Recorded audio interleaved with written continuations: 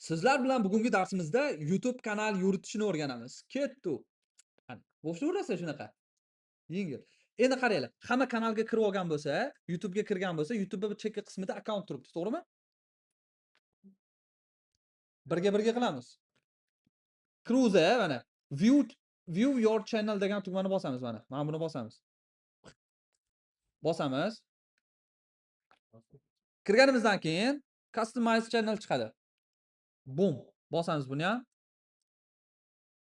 Endi mana shu yerda biz yuklashimiz uchun mana qaranglar, banner image turibdi, to'g'rimi? Banner image bu nima narsa? Banner image bu YouTube kanalimiz uchun mana bu yerda ikkinchi kanalimni ochib olaman.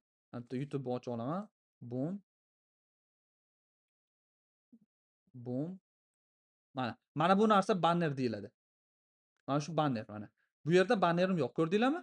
Bu bannerni qo'yish uchun sizlar mana bu yerga rasm yuklashlaring kerak bo'ladi. Bu bannerlarni keyinchalik qilsanglar bo'ladi. Hozir eng asosiysi video qo'yishni o'rgatsam sizlarga mana shunisi muhimroq. Va qaranglar, bu yerda siz video yuklamoqchisiz. Siz o'zingiz uchun bitta YouTube uchun bitta video saqlab oling. Misol uchun mana 2 minutlik video saqlab oling. Рабочий stolingizga mana. Men mana buni saqlab oldim misol uchun mana. Saqlab oldim mana. Tushdi. Shu narsani men kanalimga qo'ymoqchiman. Create degan tugma bor mana. Bag'i Instagram, o'zlaringning Instagram mana. Upload videoni bosasizlar. Keyin select videoni bosamiz mana, videoni tanlaymiz mana. Yuklashni bosamiz, yuklab oladi. Ketdi mana. Endi YouTube'ga nom yozishimiz kerak mana. Title. Misol uchun frontend introduction. Ya'ni frontendga kirish. O'zbekchasini yozasiz keyingisiga. Frontendga kirish. Mana, kirish. Endi description yozish kerak. Description bu nima? Videoyu ko'rishdan oldin internet bo'lmagan yoki bo'lmasam videoni ko'rish xohlamagan, oldindan description o'qiydiganlar uchun mundarija tushuntirib bera oldim. Mundarija yozishga qiynalsangiz, hakkerlik yo'llari bilan ChatGPT ga kirasiz, yozasiz. Menga YouTube uchun introduction description kerak. Mavzu frontendga kirish, HTML, CSS, JS texnolarini tushuntirish. Bum. Menga introduction yozib beradi mana. Frontend asosi kirish, HTML, CSS asoslari mana. Bu mavzu.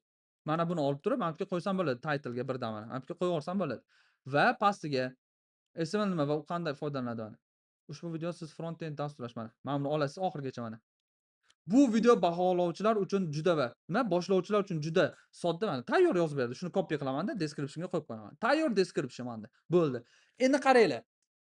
Manda video boshlashdan oldin mana kanalimda video boshlashdan oldin mana rasmlar turibdi, to'g'rimi? Ustiga borsam, voy. Qo'l qaytaryaptimi? Uni poster aytaman. Ayni damda sizning hackajim turing. Mana, ustiga borsam rasm yo'qolyapti. Buni biz video tagida yotganmiz, poster degan tag bilan. Mana shu narsani, mana shu cover deydi, poster deydi. Bu bir xil ma'nolarda, bir xil ma'nolarda thumbnail deydi mana.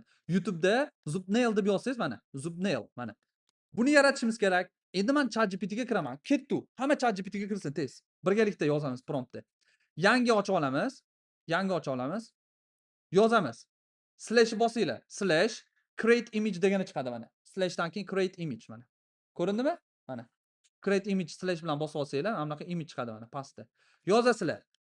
Menga YouTube video uchun thumbnail kerak. Thumbnail kerak. Thumbnail kerak. O'zbekcha yozyapman. Ingliz tilida yozish juda ham aniqroq bo'ladi. Yaxshiroq tushunadi. Thumbnail kerak. Bunda ustoz misol uchun, agar ustoz bo'lmasa, o'zingiz tasavvur qilgan narsangizni kiritib bersangiz, ana shu rasmni chizib beradi sizga. Tushundinglarmi? Men hozir o'zim tasavvurimdagi narsani kiritmoqchiman. Misol uchun mana bunda MacBook ustoz ekran o'quv dasturchi o'quvchilar va event zona kerak bo'ladi. Ustozning stolida, kompyuterida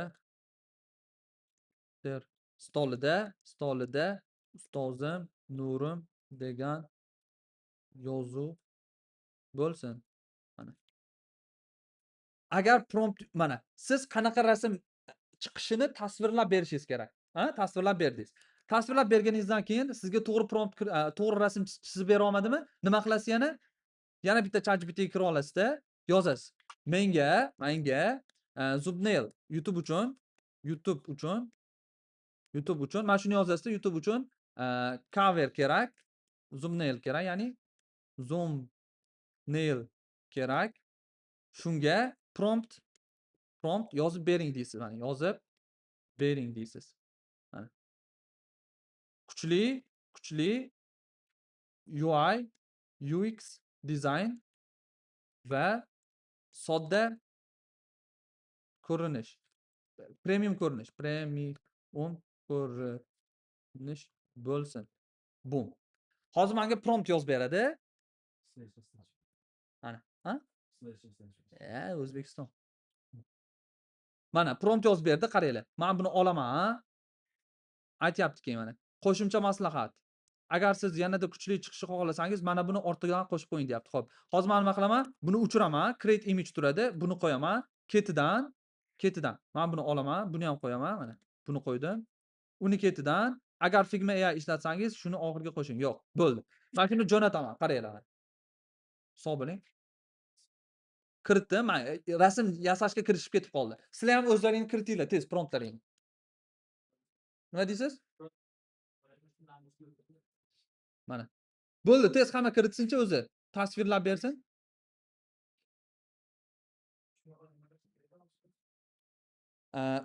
AI ga cover yasata olamiz. AI ga cover yasata olamiz. Mana bunaqa coverlar. Mana bunaqa cover. Mana. ChatGPT ga prompt kiritishimiz kerak. Mavzu front-endga kirish bo'ldi. Front-endga kirish, HTML, CSS, JavaScript texnologiyalarini o'rgatish uchun men video yasadim. Mana shu video uchun menga cover kerak. Shu coverni yasab berdi omma. Endi coverda nimalar bo'lishi kerakligini aytdim. Ustoz bo'lsin, o'quvchilar bo'lsin, auditoriya bo'lsin, ekran bo'lsin, ekranda mavzu bo'lsin dedim va kompyuter turgan stolda ustoz Nurim degan yozuv tursin dedim. Tasvirlab berdim. O'zlaring sizlar o'zlaring tasavvurlaringizga qarab turib shunaqa prompt kiritsanglar bo'ladi. Va ikki xil usulda ko'rsatdim. O'zbek tilida kiritsanglar sizlar yozib beradi. Ingliz tilida Google Translate ga kirib turib yozsanglar Google Translate o'zbek tiliga, ingliz tiliga o'girib beradi. Inglizchasini keyin nima qilasizlar? Yana GPTga aytasizlar, menga shunaqa prompt kiritib bering, prompt yozib bering deysiz. GPT sizga prompt yozib beradi. U promptni olasizda, slash qo'yib turib, rasm yasashga GPTga tashlaysiz, shu rasmni yasab beradi sizga. Va rasmni kutamiz hozir. Rasmni olamiz mana, ham bitta. Vo mana. Kuchlimi? Ustozim Nurim degan yozuv chiqdimi? Mana, ustozim Nurim degan yozuv chiqdi. Auditoriya bor, o'quvchilar ekran bor, mana. HTML, CSS, JavaScript texnologiyalari bor. Endi men buni nima qilaman? Olaman. Mana bu yerga tashlayman, mana. Bu yerga tashlayman, mana. Rasm tashlab oldim. Endi YouTube ga qaytaman-da. Bu emas, bunisiga mana. Zubnail degan joyda mana upload file degan yozuv turibdi. Bu yerga cover yuklashimiz kerak bo'ladi mana. Cover yukladim. Mana, cover yuklandi, ko'rdinglar mana. Video boshlashim bilan cover yo'q bo'ladi. Vazifa bo'lganmiz sinf bilan, to'g'rimi? E'tibor bersanglar, sal shunaqa ustozlaring bor, baqirib dars o'tadi. Bo'ldi mana. Endi qaranglar. Sizlar yuklagan videolaring mana bunaqa bardak emasda, papkalarda alohida saqlanish xohlasanglar, playlist yaratishlaring kerak bo'ladi. Yo'q, darsdan keyin tanishdi. Tanishmoqchi. Tez. Mana bunaqa papkalarda alohida mavzu bo'lib turishini xohlasanglar, masalan, HTML, CSS alohida, JavaScript darslari alohida bo'lishini xohlasanglar, playlist yarata olasizlar mana. Playlist. Selectni bosamiz, new playlistni bosamiz. New playlist yaratiladi. Title ga yoziladi. Front-end darslari yoziladi. Yoki bo'lmasam, shu front-end darslari bo'ladi. Description ga siz bu yerda HTML, CSS, JS texnologiyalarini o'rganasiz.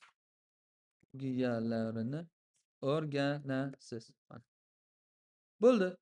Visibility mana. Public tursinmi? Ha, hammaga ko'rinsin. Date published news kerak emas, select language kerak emas. Create bosamiz. Mana front-end darslarga saqladik. Done'ni bosdim, bu saqlandi va pastroqqa tushaman. Aytyapti, siz chiqarmoqchi bo'lgan narsa kichkinalar uchunmi, kids uchunmi? Yo'q, it's not made for kids. Yo'q, kichkinalar uchun emas. Bo'ldi. Bu saqlandi. Video turibdi, visibility next bosaman. Endi qaranglar, add an screen. Bu narsalar kerakmi agar? Kerak bo'lmasa bo'ldi. Next bosaverasizlar. Hozir. Keyin next yana bosamiz, bo'ldi mana. Private bo'lsinmi, public bo'lsinmi, mana public qilamiz. Schedule. Schedule kerak emas. Ya'ni bu schedule nima edi bu? Premiere. Qaysidir kino chiqmoqchi bo'lsa, kino chiqishidan oldin premierasi ko'rsatiladi, treyler ko'rsatiladi. Shunaqa. Bu narsa bizga kerak emas. Qachon ishlatiladi degan savol bor. Premiera auditoriyasi kattaroq bo'lgan rakursdagi blogerlar uchun ishlatiladi premiera. Bizda hozir boshlovchimiz. Bizga premiera kerak emas hozir. Yaxshi, davom etamiz. Schedule bizga kerak emas. Schedule bosib yubordim menimcha. Qanaqa qilib yo'qotsam bo'ladi degan savol bor. Public bo'ldi. Set interest premiere bosmaysizlar. Schedule kerak emas. Make your video select date to make your yo'q kerak emas. Publish bosaman. Xo'p, qaramiz. Mana videomiz chiqqan holati mana bu linkini copy qilib olamiz. Mana promote chiqarasanmi deyapti. Kerak emas. Promote video increase views subscription or website. Ha. Which account do you want to use? Goal, trading, billing. Mana bu halinga chiqarish bu. Nima yoqish? Hammaga ko'rinishi uchun pulli reklama berasiz bunda. Mana bunda pulli reklama berasiz. Bu narsa kerak emas bizga. Bo'ldi. Endi men nima qilishim kerak bo'ladi? Kanalga qaytsam bo'ladi. Your channel mana. Channelga qaytaman. O'zimning kanalimga qaytaman. Ko'rish uchun. Mana front-end dars chiqdi. Oy. Agar playlistga o'tsam, playlistda mana front-end darslari. Bo'ldi. Kiraman. Uyga vazifa.